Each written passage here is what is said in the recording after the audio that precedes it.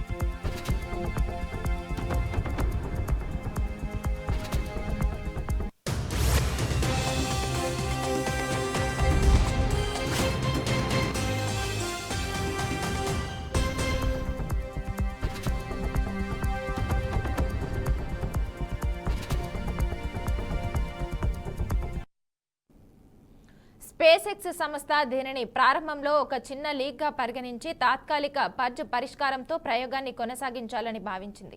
అయితే ద్రవ ఆక్సిజన్ వేగంగా మండే స్వభావం కలిగినందున ఈ లోపం రాకెట్ గాల్లోకి లేచే సమయంలో భారీ వైఫల్యాన్ని దారితీయవచ్చని నిపుణులు హెచ్చరించారు.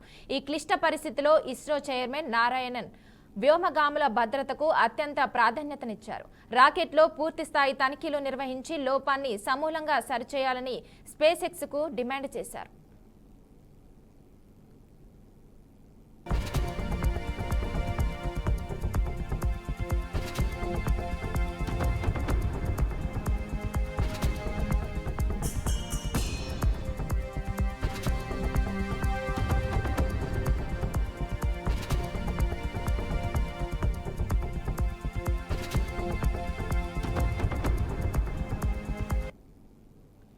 తక్కువ ఉష్ణోగ్రతల వద్ద లీకేజ్ పరీక్షలు చేయడంతో పాటు అన్ని భద్రతా ప్రమాణాలను ఖచ్చితంగా పాటించాలని స్పష్టంగా చెప్పారు. ఇస్రో చూపిన ఈ దృఢ వైఖరిని స్పందనగా స్పేస్ ఎక్స్ వెనక్కి తగ్గి క్షుణ్ణంగా తనిఖీలు చేపట్టింది. దీంతో ఆక్సిడైజర్ లైన్లో వైల్డ్ కార్ క్రాక్ ఉన్నట్లు నిర్ధారణ అయింది. భారత వ్యోమగామి శుభాంశు శుక్ల భద్రతా విషయంలో ఎలాంటి రాజీపడే ప్రసక్తే లేదని ఇస్రో స్పష్టం చేసింది. అవసరమైతే ఈ మిషన్ నుంచి వైదొలగడానికి కూడా భారత్ సిద్ధంగా ఉందని తెలియజేసింది.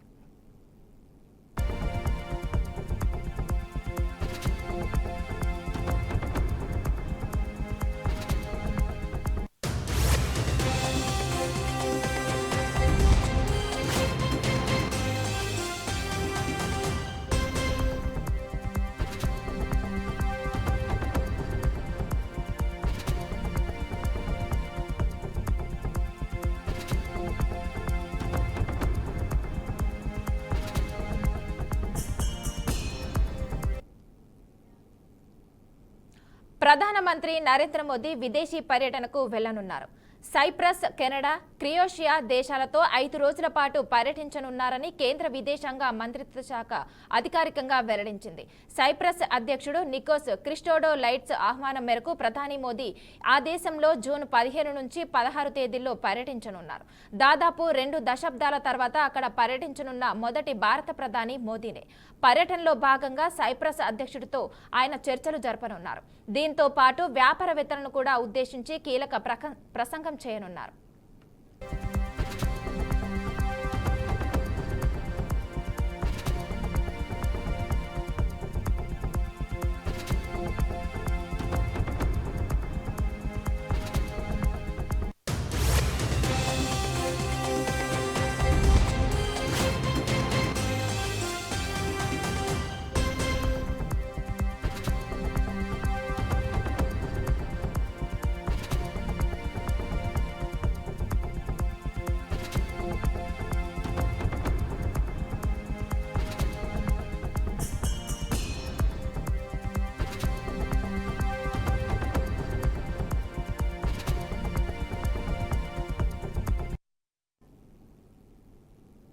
మధ్యప్రదేశ్ రాష్ట్రంలోని బాలఘట్ జిల్లాలో భద్రతా బలగాలు మావోయిస్టుల మధ్య జరిగిన ఎదురుకాల్పుల్లో 4 మావోయిస్టులు మృతి చెందారు. బిత్లీ పోలీస్ స్టేషన్ అవుట్ పోస్ట్ పరిధిలోని పచామా దాదర్ ప్రాంతంలోని దట్టమైన అడవుల్లో ఈ ఎన్కౌంటర్ చోటు చేసుకుంది. ఎన్కౌంటర్ అనంతరం ఘటనా స్థలానికి చేరుకున్న భద్రతా బలగాలు పెద్ద మొత్తంలో ఆయుధాలు, పేలుడు పదార్థాలను స్వాధీనం చేసుకున్నాయి.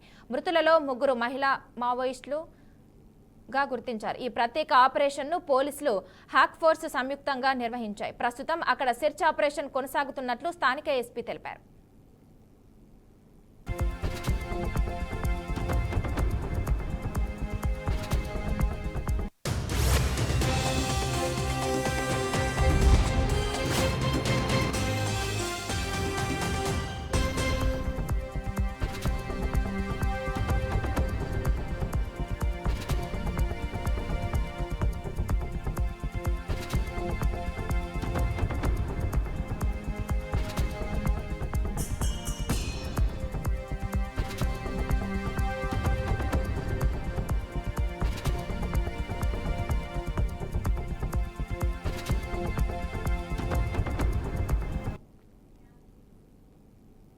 నోబెల్ గ్రహీత విశ్వకవి రవీంద్రనాథ్ ఠాగూర్ పూర్వీకులకు చెందిన ఎస్టేట్ను మంగళవారం బంగ్లాదేశ్లో మూకలు ధ్వంసం చేశాయి. ఎక్కడే ఎస్టేట్ను మ్యూజియంని సందర్శకుల కోసం తెరిచి ఉంచుతారు.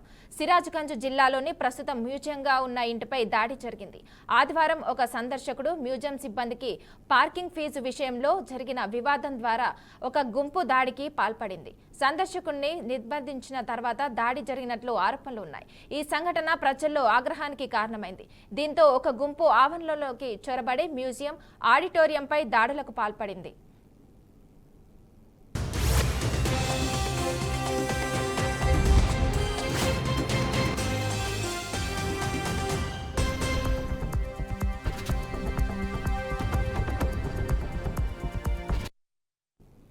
అయితే ఈ ఘటనపై భారతదేశ విదేశాంగ మంత్రిత్వ శాఖ తీవ్ర అసంతృప్తి, ఆందోళన వ్యక్తం చేసింది. జూన్ 8, 2025న గురుదేవ్ రవీంద్రనాథ్ ఠాగూర్ పూర్వీకుల ఇంటిపై ఒక గుంపు జరిపిన జుగుప్సాక్ రకమైన దాడి మరియు విధ్వంసాన్ని మేము తీవ్రంగా ఖండిస్తున్నాము అని అధికార ప్రతినిధి రణ్ధీర్ జైస్వాల్ అన్నారు. ఇటీవల కాలంలో బంగ్లాదేశ్లో ఉగ్రవాదం పెరుగుతుందని, ఇది బంగ్లాదేశ్ సంస్కృతి వారసత్వాన్ని తొలగించడానికి తీవ్రవాదులు క్రమబద్ధంగా చేస్తున్న దాడికి నిదర్శనమని చెప్పారు. నేరస్తులపై ఉగ్రవాదులుగా ముద్ర వేసి కఠినంగా శిక్షించాలని భారత్ కోరింది.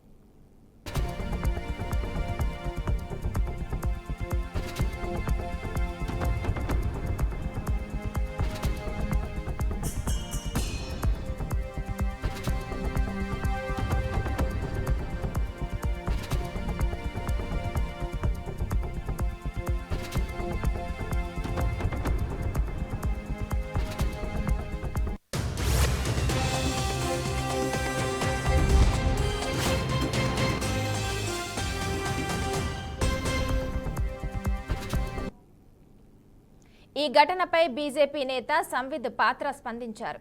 ఈ నేపథ్యంలో బంగ్లా ప్రభుత్వంపై తీవ్ర స్థాయిలో మండిపడ్డారు. ఇంత జరిగినా బంగ్లా గవర్నమెంట్ ఎందుకు చర్యలు తీసుకోదని మండిపడ్డారు.